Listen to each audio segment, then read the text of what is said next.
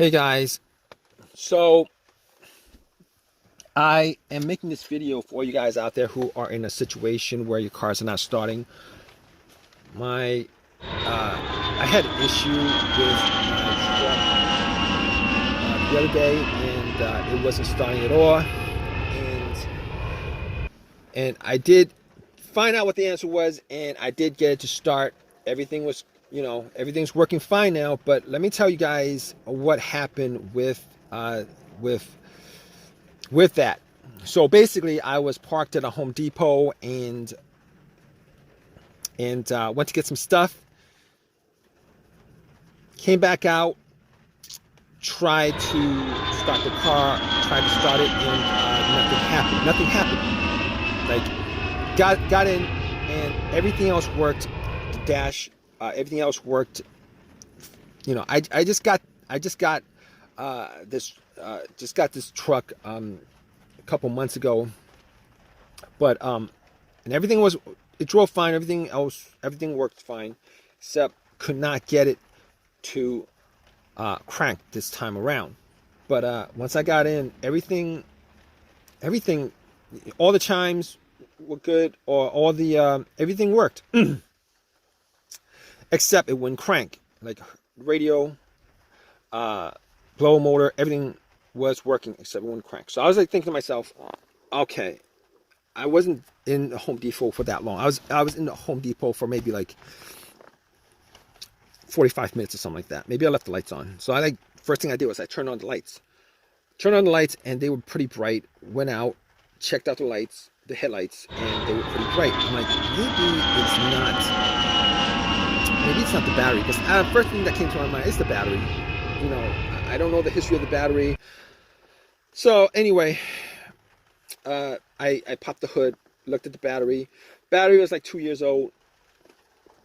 Like possibly the battery, but seeing as how bright the lights were, it should have just done a slow crank if the battery was weak. Scratching my head over it, I'm like, okay, terminals were dirty. Let's clean up the terminals. They were a bit loose, and I had a little ratchet set, and I ratcheted it up, tightened it up, and I was hoping that was the issue. Went back and tried to start it, and had the same issue. So I was like, okay.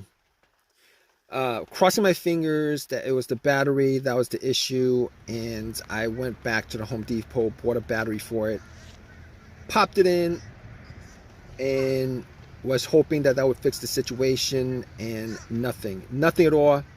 So I was like, okay, I can cross off the battery, probably can cross off, pretty sure I can cross off the alternator.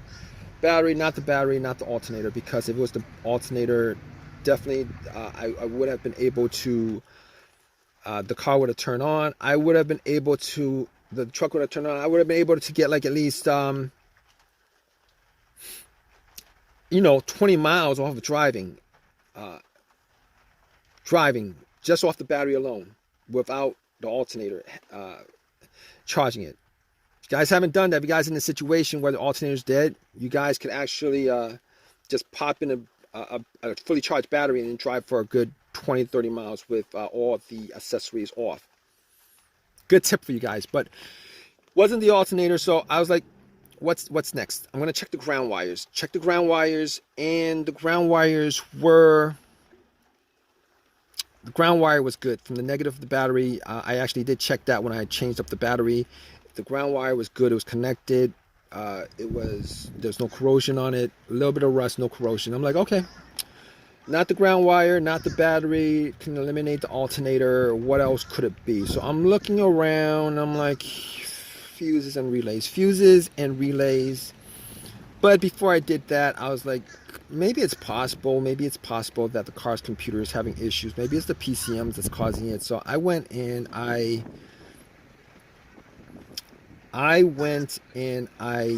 got I had an OBD2 that I used when I bought the car that I got from Walmart for $19. And basically what I did was I know that the OBD2 is not going to pick up a no start issue for the most part, especially a $19 OBD2. But I plugged it in just to make sure that the battery's connected to the car. And guess what? The computer was connected to the car. And guess what? The computer was connected to the car. It did a readout.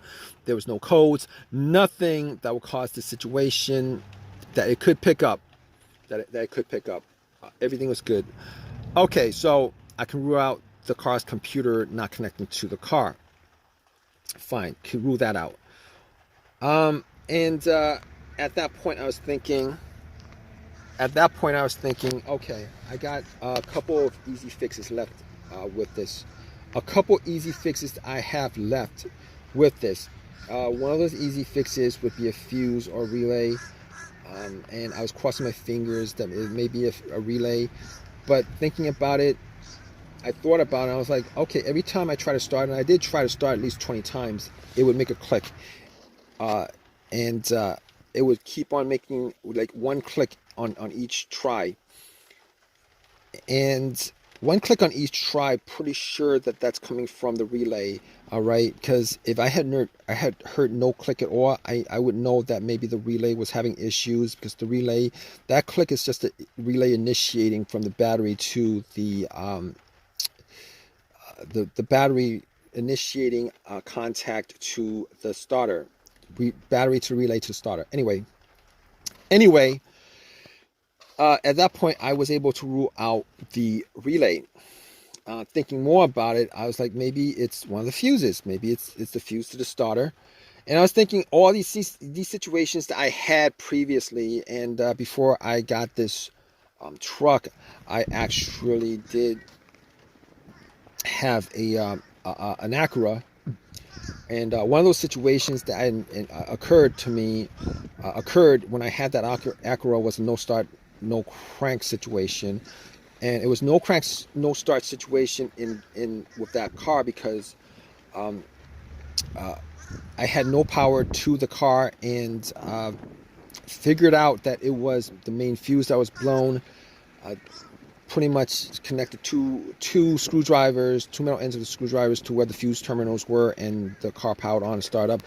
Unfortunately, it was not an easy fix for this, because I was getting power. I was getting power for everything except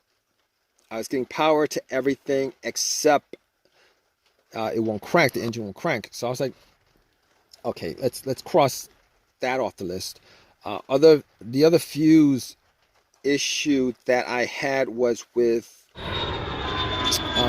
I believe it was either the fuse to the car's PCM or fuse to the fuel pump. It would crank, but it would not turn over. Everything else worked. It would crank, but it would not turn over. And changed that up, and I believe it was the fuel pump fuse. Changed the fuse. It started right up, which unfortunately is not the situation in this case, because this is a no crank, no start issue. It will not crank at all. So at that point, I pretty much crossed off pretty much everything that could possibly be the issue except for the starter. Now, here's this issue. Here's my problem with this issue, particularly with the starter. Now, well, not exactly a problem, but the guy who sold me the car told me that the starter was changed up like, a year and a half ago. He's selling the car with a starter that's practically brand new. Only put on a couple thousand, like 5,000, 7,000 miles on the car since he swapped out the starter. And I was thinking to myself, maybe it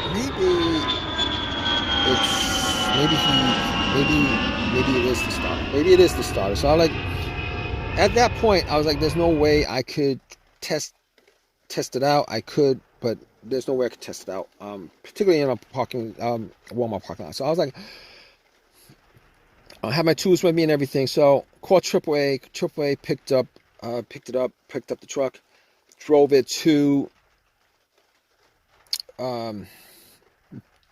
it home, and then I doubled up on all the things that I mentioned in this video: the fuses, the relays, the grounds, the battery. Double check, charged up the battery 200%. Everything was checked out. I did a bump test on relay sockets with a pin. The starter did not start up. I was like, okay, pretty sure it's a starter. And at that point, I was like, at least 99% sure it's a starter. Took everything, went to the starter, took a cable from the positive line, hooked it directly to the terminal on the solenoid, did not bump at all. I knew about close to 100% that it was a starter. Took the starter off, went to AutoZone, had them do a test on it, and the starter was the problem. Anyway, at that point, I was like, okay, let's got a rebuilt one for about $150 after the core was given to them, $150, $160, whatever it was. Popped the starter in, and you know what? I was hoping that it was the starter. Popped the starter in, turn it on, and it turned on. It turned on, and I was glad that it was a starter. I mean, it was. I was disappointed that the starter was the problem after being told that it was replaced, but things happen. But of all things that could happen, wasn't the biggest deal in the world. Got the starter put in, and got the truck to work. I'm all good with it. If you guys are in this situation, you guys are still with me, just go through all the steps as far as what I've mentioned in this video. You could probably figure out like 99%, probably like 90% of the situation that's causing your car or truck or whatever you're driving not to start. It's probably because, it's probably caused by one of those things that I mentioned. All right, it's probably caused by one of the things that I mentioned. But if I've helped you guys out, please give me a thumbs up. Please subscribe. If you guys have a comment, particularly with your situation, please leave a comment in the comments section. Hope this has helped you guys out. Hope you guys, hope the cause of your problem is probably one of those easy fixes that I mentioned: a fuse, a relay, maybe the battery, negative ground wire. Even the alternator is probably easier to replace. But anyway, regardless of that, take care, guys.